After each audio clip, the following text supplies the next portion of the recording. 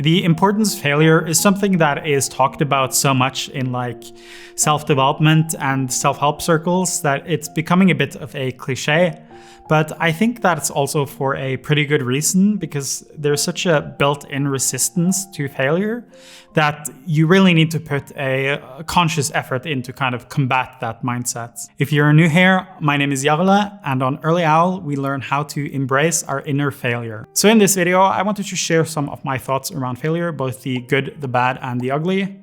Mainly because I think failure is such a core part of both life, but especially when you're trying to improve at something. I've talked about this in a previous video, but I think failure is an inherent part of learning, where if you're trying to learn something difficult, then you need to be failing, because if you're not failing, then it means you're not pushing yourself and it means you're not trying hard enough.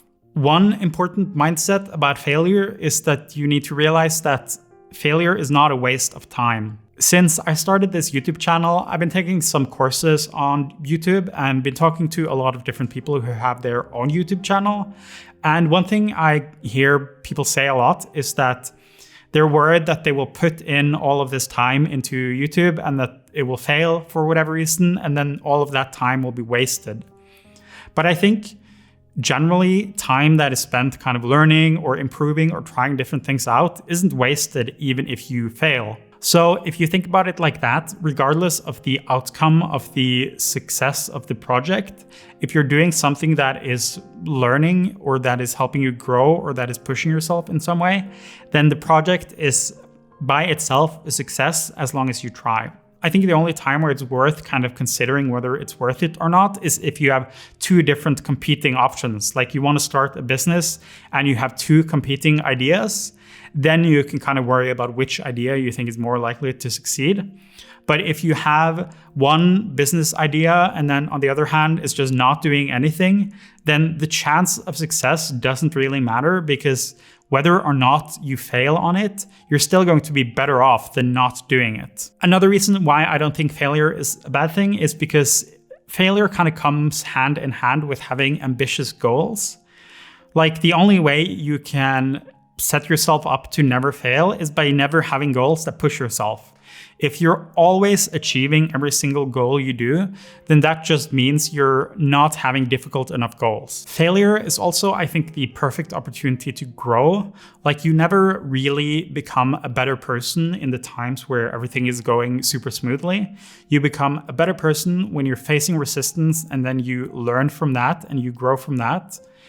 And even if you're doing things like really well and you're like having a lot of valuable experiences, I think you need the resistance of failure to really internalize them. The bad part of failure is how it can give us negative self-image or kind of deplete our motivation or cause us to be less kind to ourselves. But we just need to dismiss that side of failure and kind of realize it's a natural part of trying things. It's a natural part of growing. And it's a natural part of life. We have this intuition that people actually care whether we succeed or fail. And generally that is just almost always not true. We have this spotlight effect, thinking like, oh, people are going to notice if I set out to do something and then I don't succeed. And it basically just never happens. If you're lucky, you will have some people who support you and who want you to succeed. But those people are not going to be disappointed in you or probably even really notice if you set out to do a goal and then don't reach it. There are going to be exceptions to this. Like some people have negative people in their life who are like looking out for ways they can see if you fail or not. But if you have someone like that in your life, then their opinion is not really worth caring about. I have this scale that I think about when it comes to negative people and kind of negative mindsets seeping into my life. And everyone has to fall somewhere on the scale, where it's like, if they're on the very far negative end of the scale, like they kind of want me to fail, or they're like actively trying to make me feel bad or trying to insult me or whatever it may be, then I feel like I'm like very safe to just dismiss that person, because if someone's actively out to hurt you, then why would you give their opinion any time of day? And then from that kind of extreme endpoint of the scale, you will have on the other end of the scale people who are completely kind-hearted and good people, and maybe they said or did something that kind of came across as negative to you, but their intentions were completely good. And again, if that's the case, then if someone had good intentions and they didn't mean anything negative by it, but they kind of came with some take which I interpreted negatively, then again, why would I let this impact me in a bad way if I knew their intentions were good? And every person who says or does something that you kind of interpret negatively has to fall somewhere on this scale. Like either their intentions are bad, in which case you shouldn't give them the power to kind of succeed with their negative manipulation, or their intentions are good, and you should kind of just realize that their intentions were good, and it doesn't matter if what they said came off in a bad way, because it just kind of happened. And then some people will be in between where they have like somewhat bad intentions, but somewhat okay intentions.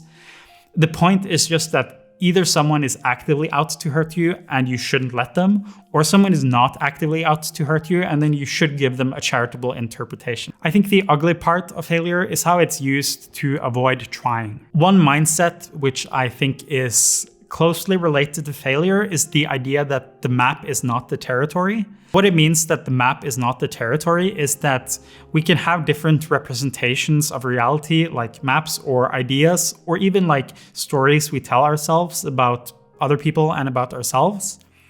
But those stories and those concepts does not reflect reality. This idea does have a lot of different implications in different areas, but I think how it relates to how we think about failure is that we think we can somehow improve reality by avoiding failure. Like let's say you never attempt really difficult things, like maybe you are applying for different schools and you just apply to the schools where you kind of know that you can get in, or it's the same with applying for jobs or attempting challenges or anything like that. You only set yourself the goal of things that you're like pretty sure you can reach. And there's a lot of problems with doing that, but I think one of the reasons that people fall into that trap is that they think that if they can create a really good map of their life, like if they can tell themselves a really good story about how they kind of succeeded at all these things and they never failed and all that jazz, then that kind of changes reality for them and makes them a better person. Obviously, nobody actually believes this if they kind of sit down and think about it.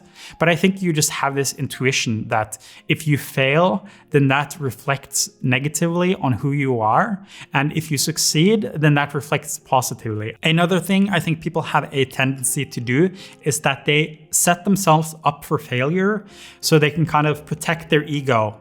And this goes back to what I was talking about with how the map is not the territory, where they feel like if they give themselves a reasonable excuse for why they are going to fail at something, then if they fail, they can kind of protect their own self-image, which is obviously completely insane to do, because whether or not you fail at something, it doesn't change who you actually are. It doesn't make you a better person if you have an excuse for whether or not you fail. For example, when it comes to studying, they will study less and kind of think that getting away with putting in less effort is like a win. So if they only study for the night before an exam, then if they do well, it's like a testament to how awesome they are. And if they fail, they can be like, oh, but I only studied for the last night anyway. Another way people protect their ego, obviously, is by just not trying. I think YouTube is a fantastic example of that, where people think they want to start a YouTube channel and they probably could start a YouTube channel and have a great one, but they just never try. And the main reason is because they don't want to put themselves out there and realize that it's harder than what they anticipated or that they weren't going to do it anyway. If you like this video, I will link to a playlist here, which has some of my similar videos about kind of vague self-improvement-y topics. Hopefully I was able to fail a bit in this video. Thank you so much for watching, and I will see you next Wednesday.